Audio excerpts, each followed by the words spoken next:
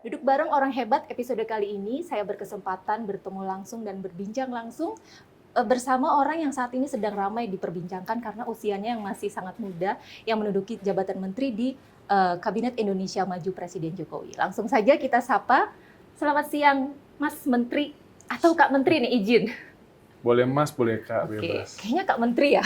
Boleh. Karena Kak. ini kalau sepanjang sejarah Indonesia memang Kak Menteri ini bukan satu-satunya menteri termuda ya. Karena Bukan, sebelumnya kan di ada. zaman era kemerdekaan ada yang kalau tidak salah 25 tahun 25 ya. tahun dan 31 tahun. Yes. Dan tapi di eranya Presiden Jokowi ini, Kak Menteri ini salah Era satu reformasi. di era reformasi satu-satunya menteri termuda. Sebenarnya menggeser kedudukan Nadiem Makarim. Jadi maaf ya Pak Nadiem, Anda tergeser oleh Enggak lah. Kak Dito. Mas Nadiem tuh idola kita dari Siap. dulu gitu. Oke, sebenarnya kalau saya mau tanya yang ringan-ringan saja. Jadi sebenarnya keputusan Pak Jokowi akhirnya mengangkat Anda menjadi Menteri Menpora ya, itu prosesnya seperti apa? Apakah memang sebelumnya ada lobby-lobby politik atau mungkin ada omongan langsung dari partai? Itu prosesnya seperti apa? Bisa diceritain, Kak Menteri? Prosesnya itu kan sejak Pak Zainuddin Amali resmi mundur, mungkin karena memang pendahulunya itu portfolio Kemenpora itu kan Golkar kan, Pak. Dari sejak Pak Zainuddin Amali. Waktu mundur mungkin ya dari pihak Pak Presiden meminta penggantinya dari Pak Erlangga. Siapa yang direkomendasikan untuk prosesnya menggantikan? berapa hari itu kalau boleh tahu? Ya, Atau berapa bulan? Hampir sebulan lebih mungkin ya. sudah Sejak saya di info ada beberapa nama yang diajukan secara resmi sampai akhirnya diberitahukan secara resmi ya, diputuskan secara resmi. Itu sebulan lebih. 1 bulan. Artinya memang dalam 1 bulan itu otomatis dari sisi keluarga Anda atau apa tanggapan saat itu istri dan keluarga besar? Karena kan ketika mendapat jabatan menteri atau di pejabat publik, otomatis hak-hak kepribadian Anda sudah sangat. Yang saya sampaikan di pidato saya sejak resmi diinformasi sebagai terpilih menjadi Menpora, ya otomatis kemerdekaan saya dengan istri dan anak saya setengah hilang mungkin. Terampas, tanda kutip. Tapi ya demi NKRI ya. Go ahead ya. Go ahead lah buat Merah Putih. Oke. Ketika Anda memutuskan, oke, saya mau menerima pinangan dari Pak Jokowi gitu kan.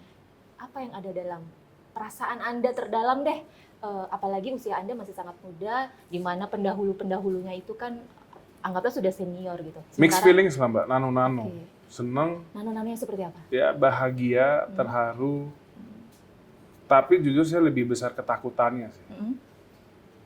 Gitu. Ketakutannya, apa yang dirasakan saat itu? Ya karena kalau saya gagal, iya karir saya juga mau bangkit lagi pasti susah. Karena kan sudah diberi kepercayaan dan kesempatan. Oke. Nah, terkait dengan itu kan kalau saya boleh meminjam kata-kata netizen ya, itu kan banyak sekali, bisa apa anak muda usianya baru 32 tahun memimpin kementerian sebesar itu, apalagi untuk banyak cabang olahraga. Saat itu melihat atau mendengar atau ada orang yang mungkin mengatakan seperti itu kepada Anda, apa yang bisa Anda komentarin? Atau apa yang Anda dalam bisa hati ingin saya sampaikan? Oke. Saya dalam proses kehidupan saya dan berkarir, mungkin bisa lihat profil saya. Setiap jabatan yang saya terima itu pasti selalu diikuti oleh keraguan dan kesinisan orang. Jadi itu suatu hal yang sudah biasa. Dan setiap seperti itu saya bahagia Mbak. Karena berarti orang melihat saya, oh ini udah masih gagal. Kita kalau orang over ekspektasi ke kita, itu malah serem. Pemacu ya? Malah serem. Justru lebih baik kalau saya diragukan. Pertama itu memacu, kedua yaitu jadi apa ya, ketika kita berhasil, ya kan itu berarti penilaian orang ke kita tuh akan beberapa kali lipat dibanding orang yang tadinya sudah punya ekspektasi tinggi ke kita. Ketika mendengar itu, ada nggak misalkan istri Anda, misalnya orang yang otomatis terdekat dari lingkungan Anda, istri, itu beliau merasa yang, aduh jangan deh, Enggak, Mas, kalau istri malah dari kemarin hobi bacain komentar-komentar netizen. Itu gimana tuh tanggapannya membaca komentar yang nyerang lucu-lucu gitu? aja. Gitu. Ya. Paling kan dari kemarin paling banyak masalah kemudaan, pengalaman, dan bentuk fisik. 3 itulah di kemarin. Dan itu menurut saya sih Eh, wajar. Oke, aku tergelitik nih sama beberapa hari yang lalu saya sempat mendengar pernyataan Kak Menteri soal ayo kita diet bersama di Kemenpora. Karena Itu kenapa?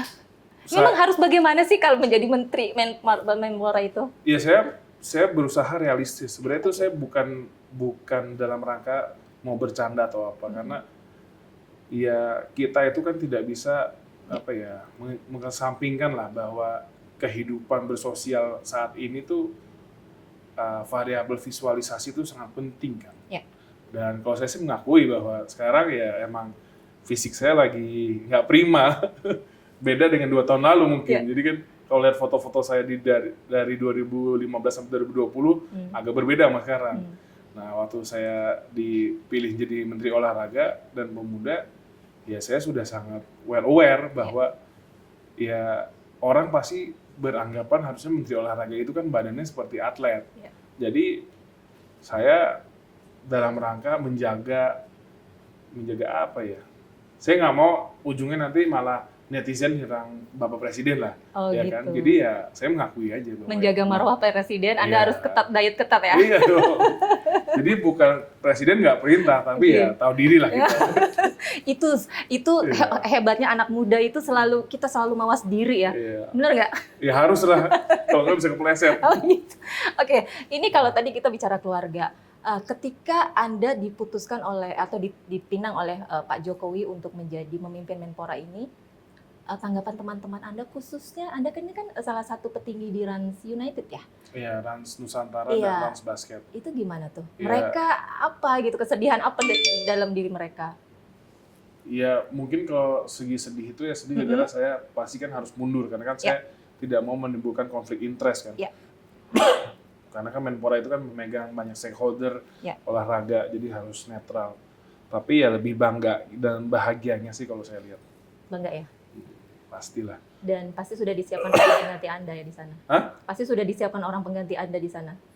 Kebetulan kita berpartner kan bertiga, jadi Ya. sebenarnya saya mundur juga kan Tidak. masih udah berjalan sistemnya Oke. dan sudah mantap lah. Oke, nah sebenarnya ini kan undang-undang atau amanat terbesar undang-undang itu di Menpora ini, Kementerian Olahraga ini kan bagaimana menciptakan karakter bangsa melalui olahraga. Nah, dan kalau saya lihat atau mungkin koreksi kalau saya salah, sepertinya pendahulu-pendahulu Anda itu tidak menitik beratkan di area itu, tapi lebih kepada prestasi ya, olahraga prestasi gitu loh. Sementara kan undang-undang mengatakan bahwa harusnya tidak hanya olahraga prestasi, tapi bagaimana olahraga itu dimasyarakatkan gitu. Bagaimana olahraga itu harus ada di masyarakat dan itu menjadi perhatian penting dari Kemenpora. Tanggapan Anda? Dan Iya. apakah itu menjadi program Anda nanti ke depannya? Betul. Ya programnya kan memang saya mungkin udah bisa dibaca artikel bahwa kita akan memasifkan yang namanya liga-liga dan pertandingan antar sekolah, siswa sampai universitas dan juga untuk regional itu kan antar desa, kampung sampai kota ya kan Mbak. Dan juga untuk wawasan kebangsaan ini saya baru saja kembali dari bertemu Bapak Menteri Pertahanan Pak Prabowo Subianto dalam rangka hal itu. Oh, oke. Kerjasama antara Kemenpora, Kemenhan itu di dalam lingkup penguatan wawasan kebangsaan dan pelatihan kebangsaan. Apa tuh konkret yang akan dijalankan nanti di masyarakat itu konkretnya apa? Misalkan antar kampung atau apa? Oh, kalau itu lebih kepada ini sih SDM, skill SDM-nya, bukan pertandingannya. Kalau pertandingannya sih nanti di Kemenpora. Di Kemenpora. Rencananya Kemenpora sendiri untuk mengadakanlah liga-liga di masyarakat akan ada? Akan ada, dan kita juga tidak hanya mengadakan liga yang emang Kemenpora bikin, tapi kita juga sedang dalam rangka mendorong pihak ketiga, swasta maupun perusahaan-perusahaan maupun operator liga itu juga buat hal yang serupa. Jadi ini kita tidak mau hanya sendiri, tapi ini kolaborasi kebersamaan. Karena kan Indonesia ini luas banget, Mbak. Luas banget. Gak mungkin Kemenpora tunggal, apalagi dengan anggaran yang terbatas bisa buat di seluruh pelosok Indonesia. Ya. Nah, ini kan tadi Anda menyinggung soal Indonesia ini luas sekali. Sementara kita tahu ya banyak sekali kan urusan olahraga di negeri ini tuh yang ya boleh kata tanda kutip carut marut dan lain-lain. Sementara Anda itu kan punya waktu hanya 1 tahun setengah lah ya kurang lebih itu langkah konkret apa untuk mengurusi dalam tanda kutip carut marut olahraga di Ya negara ini? intinya kita akan buat klasifikasi dan Mhm. klasterisasi itu Mhm. dari yang jangka pendek, jangka menengah, sama jangka panjang. Oke. Pasti gara-gara kita ini 1,5 tahun, yang akan kita lakukan itu adalah jangka pendeknya dulu, Mbak. Oke. Program-program yang jangka pendek dan juga tidak lupa paralel kita meninggalkan pondasi untuk pengembangan jangka panjangnya. Nantinya akan seperti Iya. itu. Dengan relatif waktu yang cuma 1,5 tahun. 1,5 tahun Iya. ini. Yakin akan terpenuhi? Saya optimis. Optimis ya. Saya Sebagai optimis. anak muda, Saya sangat optimis. Ya mungkin nggak akan 100% dan Ya. keseluruhan, tapi saya optimis pasti bisa terjadi. kalau diskalakan 1 sampai 10, Harus 15. siap. Luar biasa ini anak muda. Oke Mas, ini kita tahu ya banyak atlet-atlet ini seperti saya pernah baca si Hoki Caraka itu kan dia sempat mengaku tidak sekolah gitu kan, atau banyak juga atlet lain yang katakan terlantar dan lain-lain. Sebenarnya kepedulian Kementerian Olahraga pada atlet-atlet tuh gimana ya Mas ya? Ya itu. Yang kita canangkan adalah program beasiswa Oke. yang mungkin akan didukung oleh LPDP Kemq, yang Oke. khusus sektor olahraga. Yang saya bilang itu saya klaster sementara dibagi dua, untuk atletnya dan untuk pendukungnya. Pendukung itu antara lain untuk sport science, manajerial olahraga, arsitektur olahraga, event olahraga. Karena Indonesia SDM itu juga kurang. Oke. Bisa dilihat saat Asian Games kita untuk venue banyak import SDM. Untuk penyelenggaraan IO-nya itu juga harus banyak import dari luar negeri karena memang kita tidak ada yang memiliki kekurangan SDM-nya. sertifikasi tersebut. Oke. Gitu, Mbak. Oke, kita lanjut ke area yang lain nih Mas. Kan selama ini kita tahu kayaknya Menpora itu hanya ngurusinya bolak-balik urusan sepak bola sepertinya cabang olahraga lain tuh seperti tidak dihiraukan gitu. Itu kan banyak tuh yang berkembang seperti itu, sampai pada akhirnya kan banyak sekarang kayak masyarakat membuat tiba-tiba tenis, membuat ini, itu kayak semacam apa tuh Mas? Kayak inian buat kementerian nggak sih? Enggak dong, malah bagus. Justru itu salah satu pengembangan fokus kita yang jangka pendek itu. Kita mendorong yang namanya sport industry, yaitu sportainment. Oke. Dari Mas Vincent Desa bikin tiba-tiba tenis, Iya. terus kemarin sebelumnya kan badminton sempet, kalau Iya. badminton Rans. Oke. Rans dan Q Entertainment bikin Iya. namanya Media Clash. Iya. Nah ini justru ini kebetulan Juni akan ada tiba-tiba tenis jilid 2 nih. Oke. Juni. Nah saya kemarin udah minta dari pihaknya Findes itu nanti kita rapat bersama. Ya. Saya ingin bahwa hal-hal yang event seperti ini tuh bisa dilakukan di berbagai titik daerah. Oke. Karena ini kan salah satu event yang bisa merangsang dan mensosialisasikan cabang olahraga. Ya. Apakah ada semacam misalkan, kok kenapa nggak dari Kemenpora, kenapa dilimpahkan kepada swasta gitu? Oh enggak, justru kita itu kan tidak semuanya harus kita lakukan sendiri. Justru kalau kita bisa sebagai katalisator dan mendorong, itu malah lebih baik, lebih continue dan establish. Jadi Kemenpora kayak merangkul gitu Iya, ya, kan untuk kita mengolahragakan masyarakat. seperti tadi dibilang, kita ini fokus membangun ekosistem industri. Oke. Kan dampaknya sangat jelas sejak tiba-tiba tenis itu namanya olahraga tenis langsung Jadi, digandrungi betul. seluruh lapisan masyarakat. Yang tadinya mungkin orang kira tenis itu olahraga untuk kelas Untuk orang atas. pejabat gitu ya. Sekarang semua Semua orang. lapisan saya lihat Ya. tenis. Sekarang bertenis ya, oke. Berarti artinya Menpora ini sepertinya merangkul katakan selebriti-selebriti untuk Pasti. memasyarakatkan olahraga Bagi kan gitu saya ya. juga berasalnya dari Rans. Siap. Tapi nggak Rans dong, nanti Oh, konflik gitu. interest, harus Findes. Oh, gitu.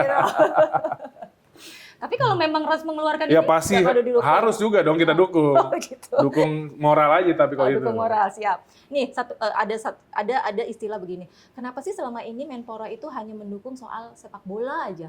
Kenapa cabur-cabur lain tuh seolah-olah kayak dianaktirikan? Pendapat Anda? Menurut saya enggak ya kayaknya. Mungkin itu gara-gara framing dan pemberitaannya aja kali ya Mbak ya. Yang Karena terlalu kan yang besar, namanya ya. kita di sini Deputi Pengembangan Olahraga dan Prestasi itu seluruh cabur sih diurus. Kok. Diurus ya? Iya. Hanya karena pemberitaannya terlalu Pemberitaannya besar, aja, iya. jadi seolah-olah hanya sepak bola Olahraga, saja yang iya, diurusi. sepak bola. Dan memang kan secara realistis mungkin dari news value-nya kalau media ngangkat bola lebih gampang traffic. Diterima ya.